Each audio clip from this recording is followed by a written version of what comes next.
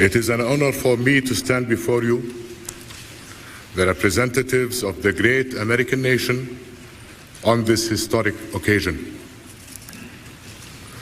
We have now become partners in shaping the future of all our peoples. We seek for them a future of peace, stability, and security, the prospects for which are growing before our eyes. It is a heartwarming sight for those of us who have continuously pursued this goal throughout our lives.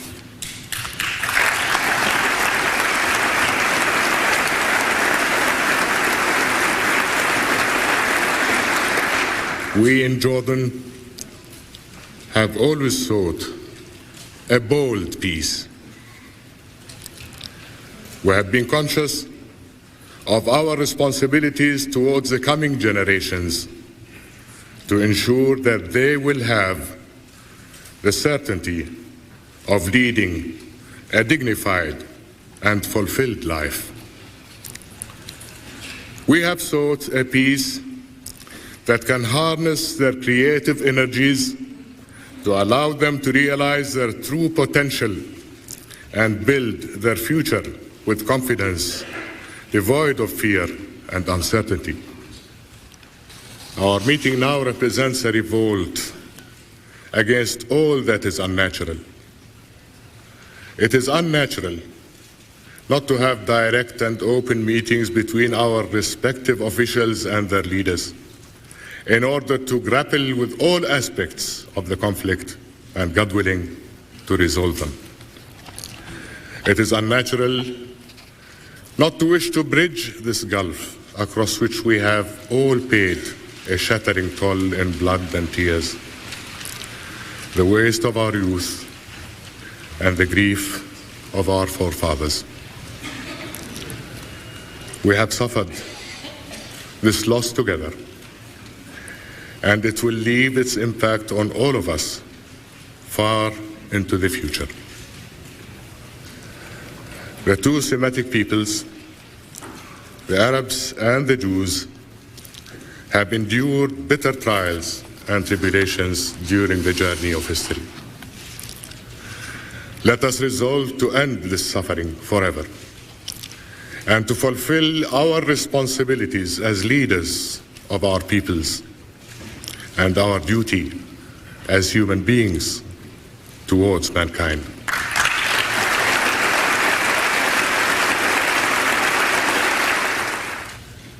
For our part, we will never forget Palestine, not for a moment. We in Jordan were the first to shoulder our responsibility, and we were the most adversely affected by the legacy of the Palestinian tragedy. My religious faith demands that sovereignty over the holy places in Jerusalem reside with God and God alone. Dialogue between the faiths should be strengthened. Religious sovereignty should be accorded to all believers of the three Abrahamic faiths in accordance with their religions. In this way, Jerusalem will become the symbol of peace and its embodiment, as it must be for both Palestinians and Israelis when their negotiations determine the final status of Arab East Jerusalem.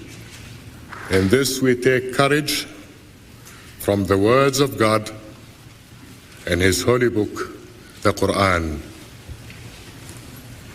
Then if they should be inclined to make peace, do thou incline towards it also, and put thy trust in Allah. Surely it is He who is all-hearing, all-knowing.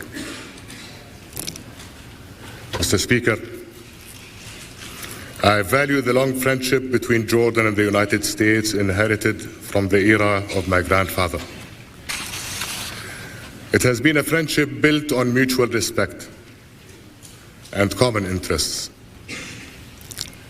I am proud to remind you how we stood shoulder to shoulder during the long years of the Cold War.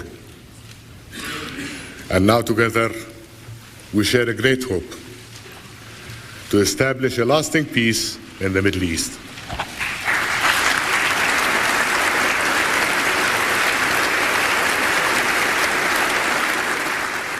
Mr. Speaker, Mr. President, I have come before you today to demonstrate that we are ready to open a new era in our relations with Israel. With the help and cooperation of this august body, the peace we all want can be achieved. With your help, I am certain that the imbalances between our societies can be remedied, and that the sources of frustration and enmity can be eradicated.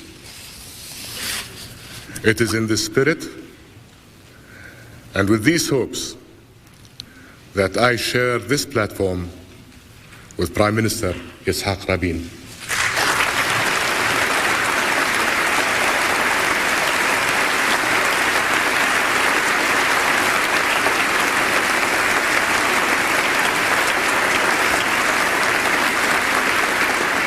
To all of you and to the American people, I offer my thanks for your kindness, hospitality, and for all your support.